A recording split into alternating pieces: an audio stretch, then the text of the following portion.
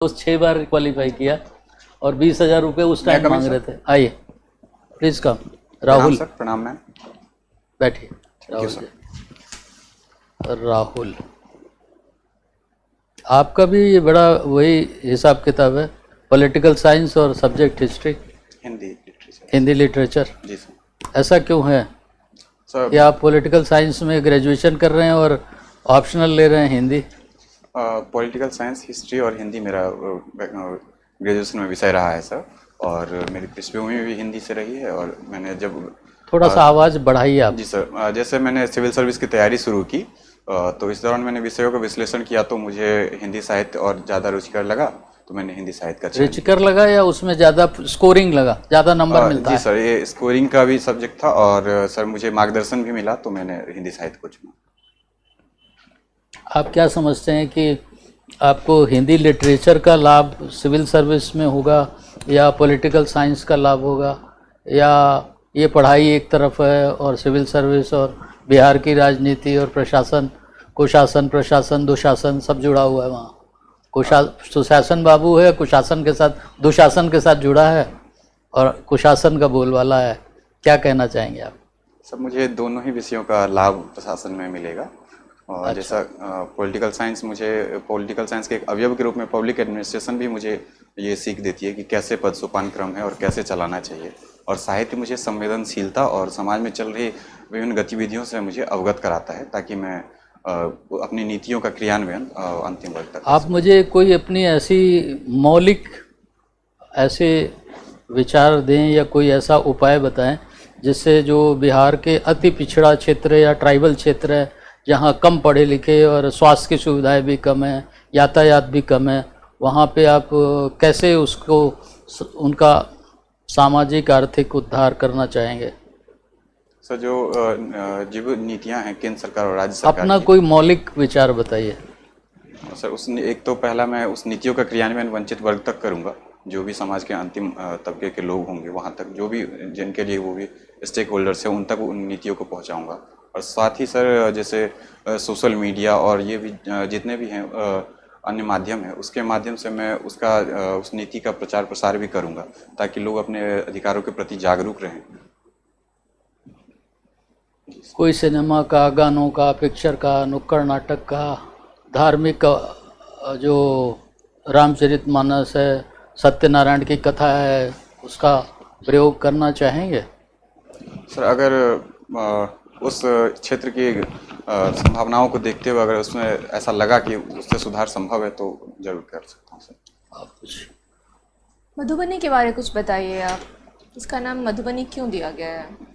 जी ma'am, इसके बारे में कुछ एक धारणा नहीं है, अलग अलग धारणाएं हैं। कुछ एक दो धारणा जी, बताएं। जैसे एक धारणा है कि जो राजा जनक थे, उनका बाग का नाम मधुवन था, जहाँ सीता जी भी अक्सर फूल लोढ़ने आया करती थी, तो उस कारण मधुबनी नाम पड़ा।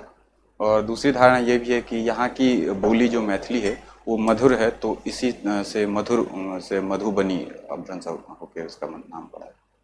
मधुबनी पेंटिंग क्या है? एक चित्रकला शैली है मैम, जो कि अभी अंतर्राष्ट्रीय ख्याति भी प्राप्त हुई है, उससे DI टैग भी प्राप्त है। अच्छा, किस प्रकार की चित्र का उसमें मतलब आकृति किस प्रकार की जाती है, क्या है उसकी विशेषता? जैसे मैम, उस पर भूमि और फर्श, भूमि या फर्श और दीवार पे इसके चित्रण अक्सर पारंपरिक रूप से किया जाता है। हालांकि अभी उपभोक्तावादी दौर में इसने अपनी जो ख्याति पाई है, वो वस्त्रों और परिधानों पर भी इसने अपनी ख्याति पाई है। और इसमें इसकी कला विशेषता को देखें तो इसमें अक्सर प्राकृतिक रंगों का प्रयोग किया जाता है, लेकिन अभी वर्तमान में कृत्रिम रंगों का भी कुछ उपयोग होने लगा है। इसमें खास करके महिलाएं हैं जिन्हें पद्मश्री भी मिला है, और कुछ पुरुष कलाकार भी हैं जिन्हें सम्मान प्राप्त है। किन्हें दिया गया है पद्मश्री? एक मैम महाकौशला देवी हैं, उन्हें पद्मश्री पुरस्कार मिला। अच्छा, ठीक। नदी उत्सव कुछ ऐसा सेलिब्रेट किया गया है क्या बिहार में? माफ़ कीजिएगा, मैं अवेयर नहीं है, देख लूँगा मुझे। अच्छा, ठीक है। चंद्रयान 3, जी, इसमें बिहार से भी कुछ वैज्ञानिक थे क्या शामिल? किसी कुछ रही है भूमिका इसमें चंद्रयान 3 में? मैंने थोड़ा बहुत इनके बारे में सुना है। अगर मैं कुछ अंदाज़ा लगा पाऊँ मैम, तो आप? हाँ, बताइए। एक समस्तीपुर के शायद वैज्ञानिक हैं, उनका नाम मैं अभी रिकॉल नहीं कर पा रहा हूँ, मैं देख लूँगा जाके। चंद्रयान 3 के बारे में कुछ जान रहा है? जी मैम। बताइए। और चंद्रयान 3 के माध्यम से विश्व का पहला देश बना है भारत, जो चंद्रमा के साउथ पोल पे लैंडिंग किया है, वो भी सफल लैंडिंग किया है। और उसने विभिन्न तत्वों की वहाँ पर खोज भी की है, जैसे सल्फर, ऑक्सीजन इत्यादि तत्वों की खोज भी की है। जैसे कब लॉन्च किया गया था? और जी मैम 14 जुलाई 2023 को। ठीक है। ट्राइका क्या है? ट्राइका मैम G20 संदर्भ में यूज होता है, जो कि तीन राष्ट्रों के समूह को ट्राइका कहा जाता है, जो पिछली G20 का समिट हुआ था, जो वर्तमान G20 समिट का अध्यक्ष है, और जो भविष्य के G20 देशों का जो प्रतिनिधित्व करेगा, उन तीनों देशों को मिलाकर ट्राइका शब्द यूज किया जाता है। तो भविष्य में कौन कर रहा है प्रतिनिधित्व इसका? अभी मैम ब्राज़ील करने वाला है। ब्राज़ील करने वाला है, ठीक है। G20 का क्या उपलब्धि है भारत के संदर्भ में, आप क्या कहेंगे? G20 से भारत को क्या प्राप्त हुआ? उल्टे कनाडा से तो हमारे रिलेशन खराब हो गए।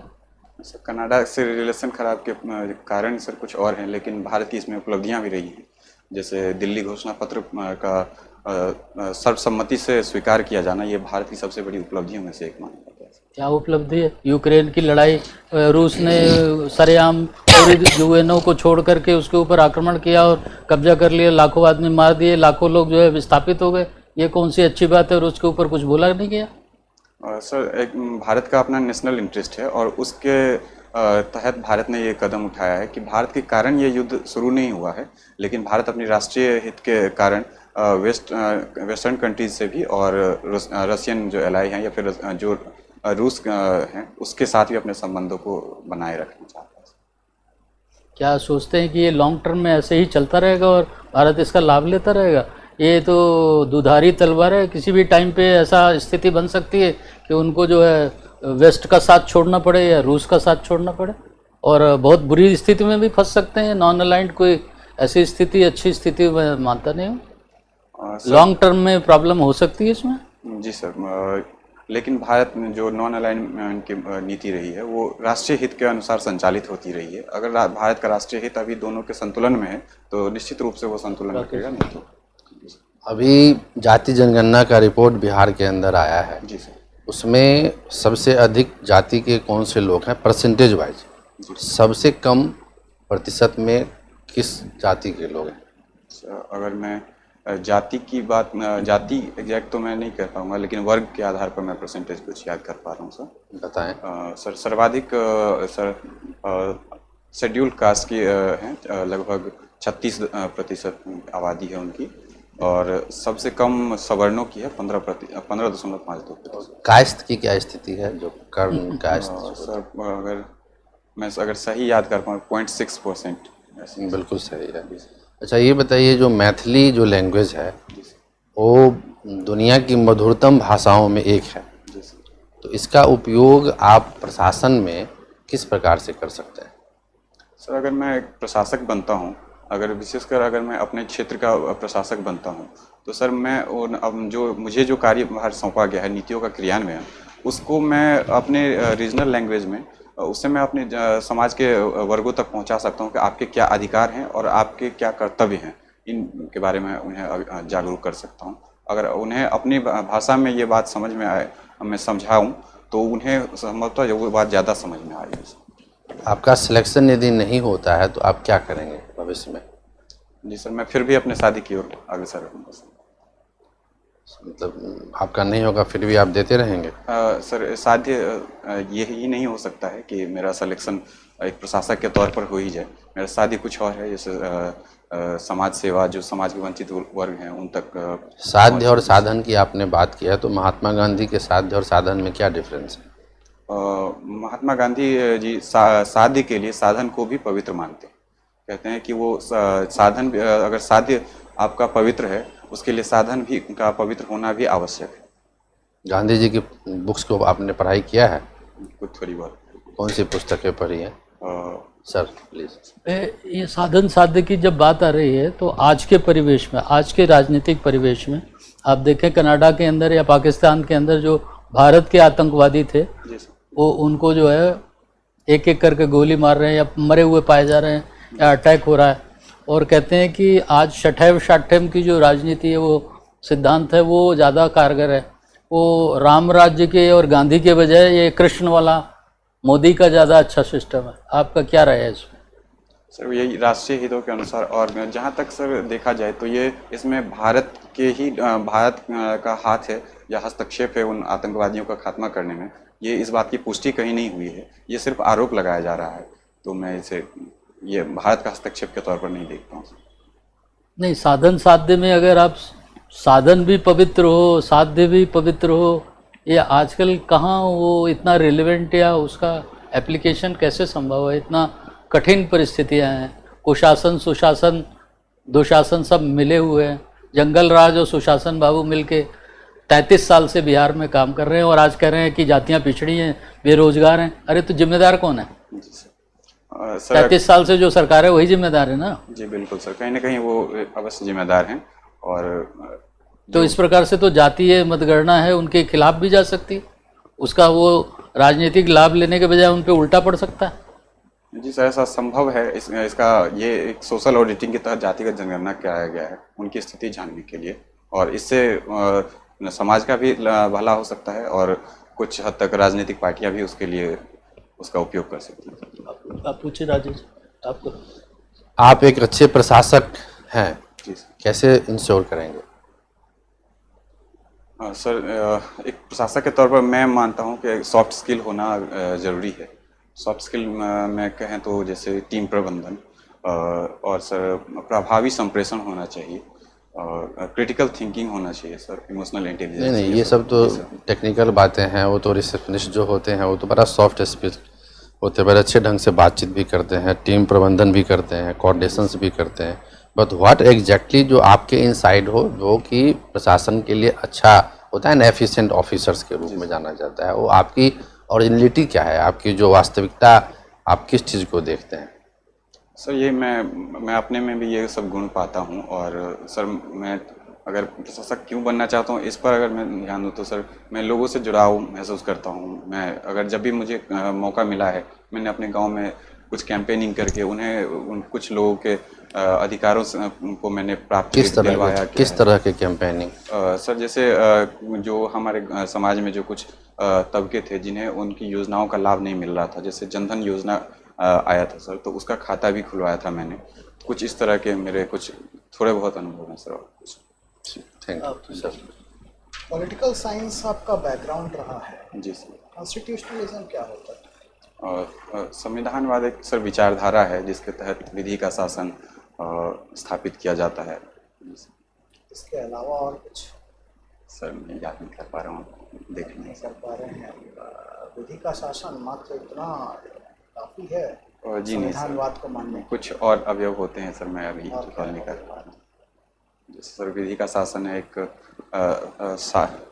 माफ कीजिएगा सर, मैं अभी रिकॉल नहीं कर पा रहा। एक डेमोक्रेसी को डेमोक्रेसी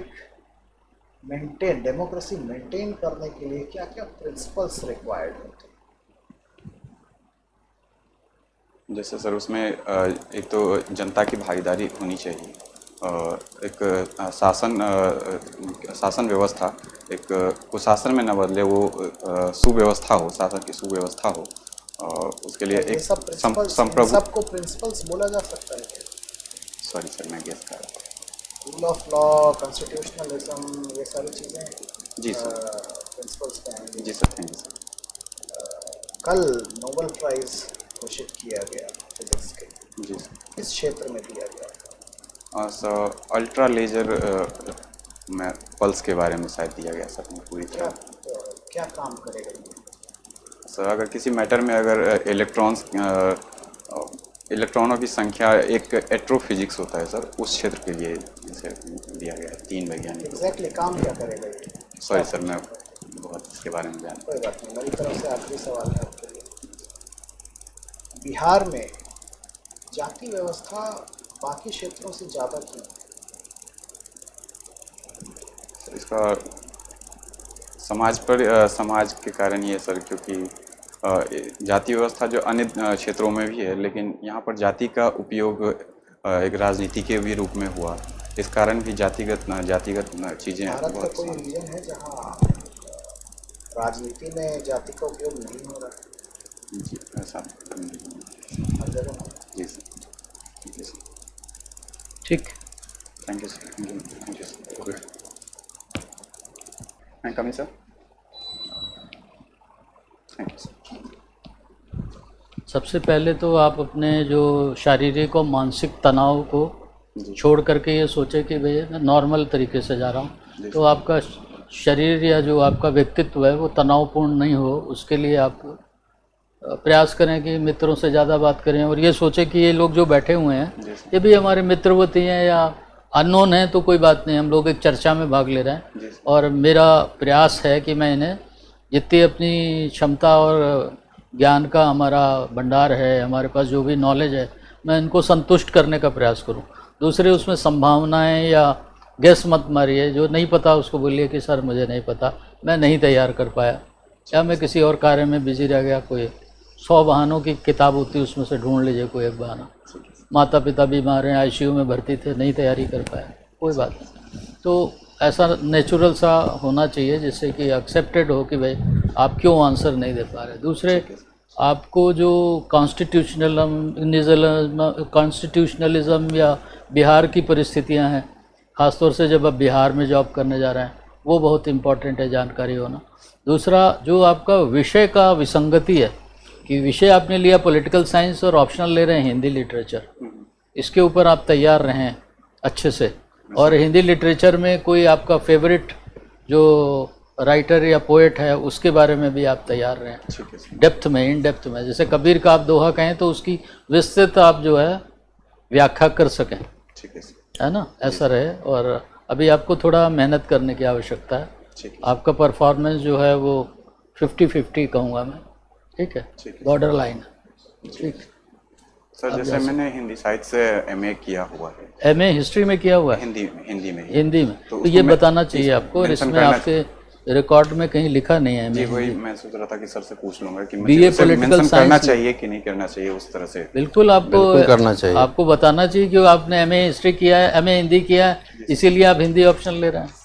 ठीक है, तो वो सेटिस्फाई करता है उस प्रश्न को कि आप बीए पॉलिटिकल साइंस लिख के हिंदी क्यों ले रहे हैं। एमए हिस्ट्री अगर आप एमए हिंदी लिखते तो ज़्यादा आपका जस्टिफाई होता है हिंदी का। ठीक है, ठीक। और सर ये ड्रेस ऐसा चल सकता है क्या फाइनल?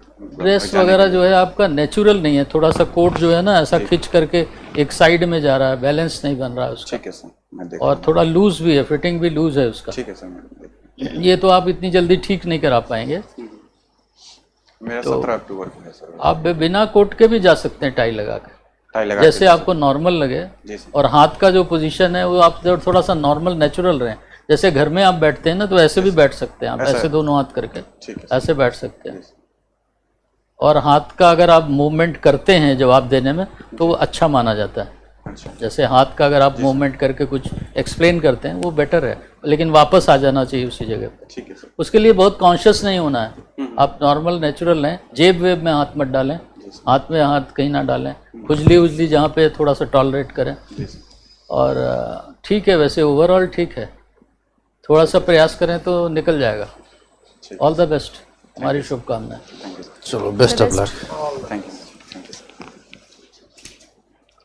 थोड़ी तैयारी और चाहिए आपको विषयों पर। जी सर, मैं बिल्कुल कर दूंगा सर। कब है इंटरव्यू? 17 अक्टूबर को। हाँ अभी था 12-13 दिन। जी सर।